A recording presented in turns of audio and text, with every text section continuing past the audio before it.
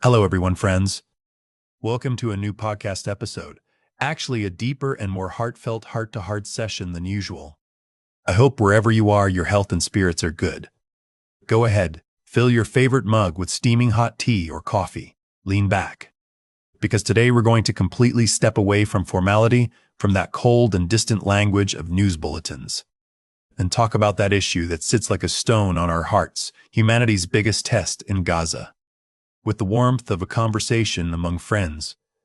You know, there's a shocking question that's been on my mind, keeping me awake for months.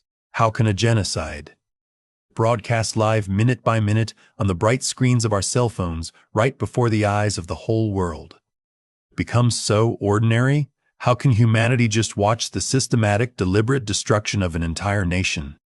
The rain of bombs on children, as if watching a dystopian movie? How can we become so numb? Today we're going to pursue this question. But before I begin, a small warning. Today's episode is heavy. We'll be talking about shocking truths and testimonies. If you need to take a break, please don't hesitate. But know that speaking these truths, not forgetting and not letting others forget, is a debt we all owe. To find the answer to this question, I recently read that massive and shocking report prepared by the Turkish Human Rights and Equality Institution. HCEQ for short. The report contains interviews with wounded people brought to Turkey from Gaza for treatment. First-hand testimonies. Reading it makes your blood run cold, my friends. For example, there's the account of a 37-year-old mother named GC from the Jabalia area. She says, "They dropped white phosphorus on us. We were suffocating. Pregnant women miscarried. My uncle's daughter gave birth at home. The ambulance couldn't come, and because of that phosphorus, her 1-week-old baby suffocated and became a martyr." Can you imagine? A 1-week-old baby. Weapons completely banned under international law are raining down on civilians. Then there's 33-year-old DLI. She lost a leg. The school they had taken shelter in was hit. She says, "We even ate grass from the ground because of hunger." People are living on the brink of death. 53-year-old LHE describes how her son buried 500 martyrs in a huge mass grave at Al-Shifa Hospital. Hospital courtyards have turned into mass graves, my friends. One of the most striking parts of the report is this. To the question, did Israel warn before hitting civilian residential areas? Every single person answered without exception, no. They never warned us. The bombs suddenly rained down on us. Imagine, you're at home, having breakfast with your children. Maybe you've brewed tea, turned on the TV, and suddenly, death rains from the sky. No warning, no chance to escape. That's what happens every day in Gaza. I also can't forget a 16-year-old named YDK. He was a footballer on an amateur team. His biggest dream was to become a famous footballer, but their house was bombed. His right leg was amputated below the knee. His dreams lie under the rubble. Yet still inside him there's hope. "I dream of praying at the Al-Aqsa Mosque," he says. What was the crime of these children, my friends? What sin did they commit to lose their dreams, their limbs, their families? Right here we need to pause and delve into this theoretical but burning issue. How can this brutality, these unimaginable murders be committed so easily? You remember the famous theory put forward by German Jewish philosopher Hannah Arendt after World War II, the banality of evil. Arendt, watching the trial of Nazi officers who sent millions of Jews to their death, noticed something very striking. This man, Adolf Eichmann, was not the horned, demonic monster she expected. On the contrary, he was an ordinary, somewhat boring bureaucrat, concerned with his career, carrying out orders without question. Arendt then reached the famous conclusion, evil often arises not from deep-seated devilry, but from not thinking, from not questioning, from doing evil as if it were just an ordinary daily task. Today, in the Israeli army and decision-making mechanisms, we see exactly this banality of evil embodied. Academic studies show that Israeli soldiers dance and post celebration videos on social media in front of the schools, mosques, and homes they destroy. They make comedy material out of the suffering of the civilians they kill. A soldier can take a selfie in front of a destroyed school and post, "We did a good job today." How can a person rejoice in the killing of a child? How can they become so desensitized? The answer is, if you don't even see the victim as human, it becomes very easy. There's a process of dehumanization that has reached that point. Soldiers commit these massacres without any moral discomfort, as if it's an ordinary job. A routine they can finish and go home to bed comfortably. And there's something even more terrifying. Israeli Prime Minister Netanyahu tries to legitimize the Gaza operations with a religious reference. Citing the story of the Amalekites in the Torah, he tells his soldiers, "Remember what Amalek did to you." Do you know what that means? According to the Torah, Amalek was a people who attacked the Israelites, and God commands that this people be wiped off the face of the earth. With this reference, Netanyahu sends that hair-raising message that not only humans, but all living things, even animals, must be destroyed. This isn't just racism, my friends. This is a project of completely dehumanizing humans and everything related to life. There's also the dimension of erasing consciousness. The Palestinian writer Walid Daqqa, who spent 38 years in prison and whom we lost because medical care was denied, wrote a magnificent work called Eroding Consciousness. Daqqa says that the system in Israeli prisons is not just about physical torture. The real target is psychological and spiritual. That is, to reshape the minds of Palestinians according to their own perspective, to erode their consciousness. Daqqa uses a very important concept, the famous panopticon concept of French philosopher Foucault. What is this panopticon? A prison model. There's a guard tower in the middle, cells around it. Prisoners see the tower, but don't know who's inside or who's watching them. So they constantly feel watched, censor themselves, become their own guards. Here's the crucial part. Daqqa says Israel took this prison model and applied it to the entire Palestinian geography, especially Gaza. Cameras, drones, watchtowers, sensors on borders. People are divided into tiny islands, ghettos, in their own country. What's the aim? To shatter the spirit of resistance, identity, culture, memory, and solidarity before physically killing. Think about it. A child grows up knowing they are constantly watched by cameras, that every move is controlled. Is it possible for that child to grow up as a free individual? That's Israel's goal. Not to raise a generation, but to destroy a generation before it's even born. The economic and psychological dimension is even more heartbreaking, believe me. People don't just die from bombs, my friends. A nation's being economically strangled as well. According to UN reports, Gaza's economy has lost a quarter of its value since the start of the war. Its real GDP fell by 25.8%. The damage to the economy in the first 2 months of the Israeli attacks was nearly $1.5 billion. Unemployment exceeded 46%. More than 1.74 million people, which is almost the entire population of Gaza, were pushed directly into poverty. But don't be surprised, because this blockade didn't just start today.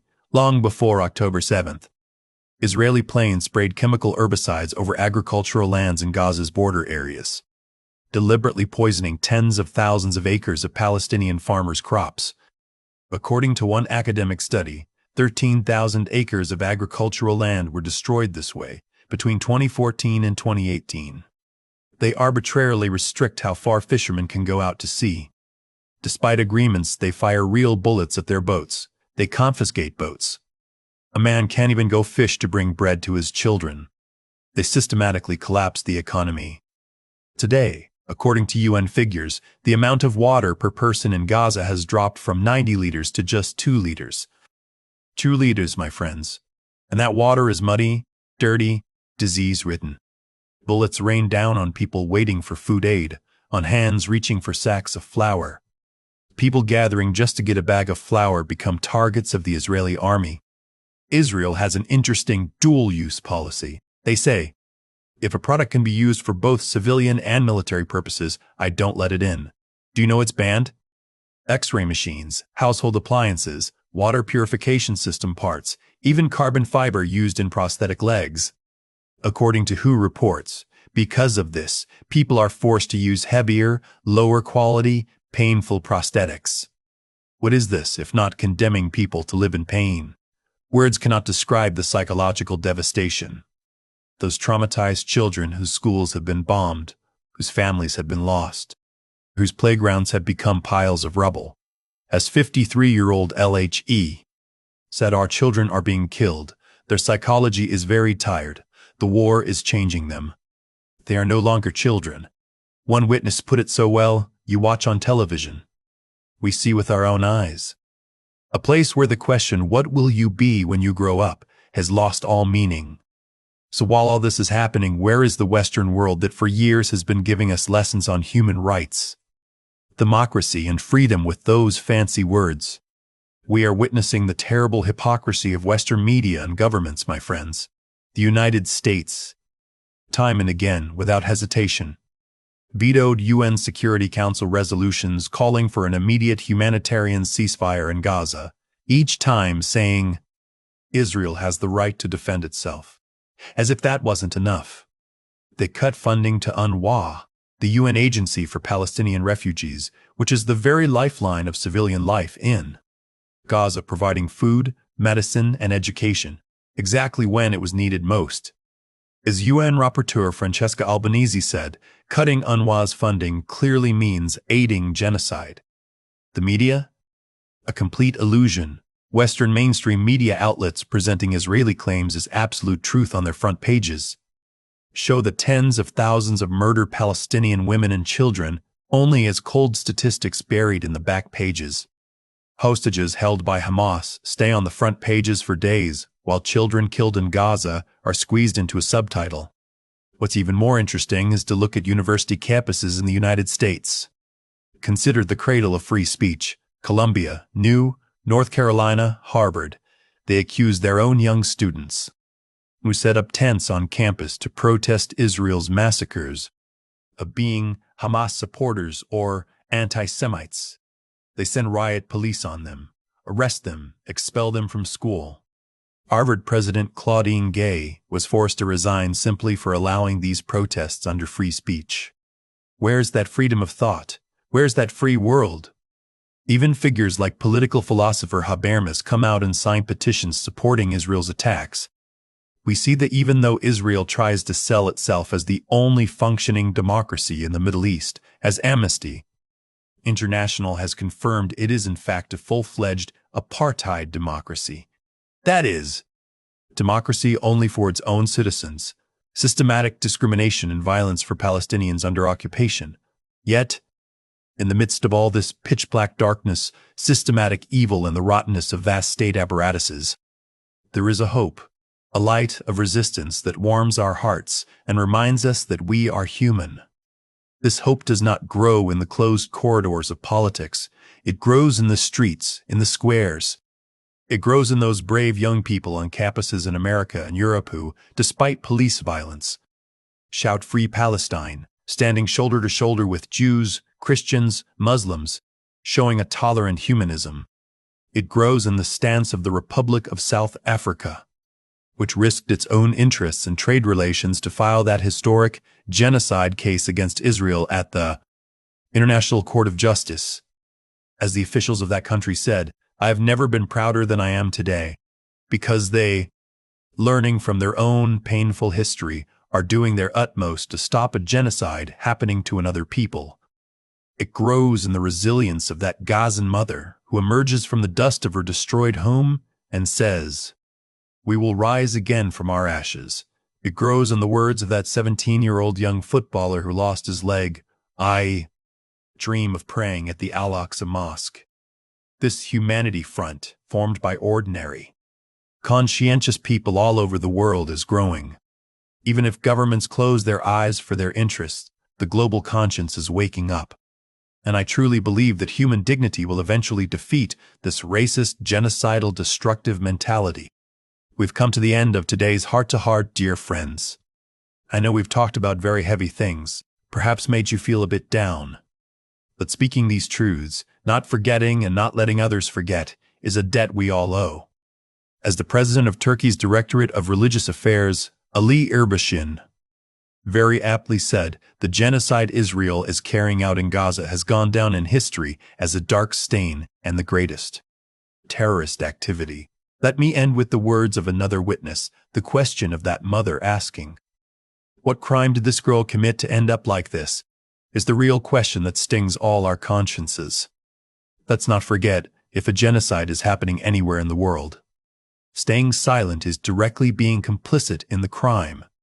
Please, let's maintain this global awareness, continue to be a voice against injustice, sharing on social media, joining petition campaigns, supporting boycott calls. These are perhaps the smallest but most meaningful things we can do. Remember, history stands not with the oppressors, but with the brave who stand up to them. Take good care of yourselves, and most of all, take good care of your priceless conscience and your humanity. Stay with love. See you soon, friends. Goodbye.